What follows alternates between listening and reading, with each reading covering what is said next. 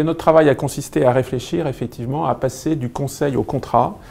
constatant que bien souvent les couples ou les familles, au moment de la transmission, se posaient beaucoup de questions, ignorant le fonctionnement d'un régime matrimonial ou ignorant les possibilités de transmettre les biens à l'issue de leur vie. En ce qui concerne l'union, effectivement, on s'aperçoit dans nos études que les couples finalement apprennent le fonctionnement de leur régime au moment d'une séparation,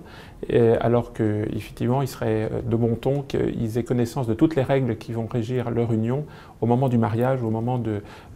la conclusion d'un Pacs,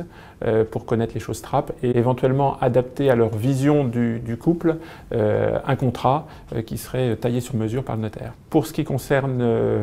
l'union toujours, je vais plutôt parler de désunion, c'est souvent au moment d'un divorce ou d'une séparation du couple qu'on trouve des difficultés. Donc on a réfléchi sur les conséquences financières de la séparation, notamment en ce qui concerne les charges du ménage et la prestation compensatoire, qu'il est nécessaire de redéfinir pour permettre une plus grande visibilité des couples et une plus grande prévisibilité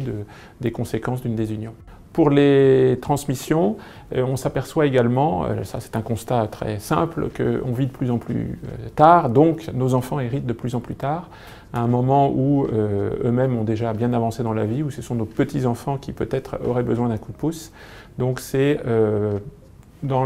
ce qui a déjà été entamé en 2006, permettre une transmission anticipée autour d'un consensus familial en permettant plus facilement peut-être de passer une génération. En tout cas de prévoir des dispositifs qui permettraient aux familles de trouver des contrats parfaitement adaptés à leur situation et à leur patrimoine, puisqu'effectivement chaque couple ou chaque famille est différente d'une autre et c'est là que le rôle du notaire, de conseil et de rédacteur du contrat va jouer pleinement.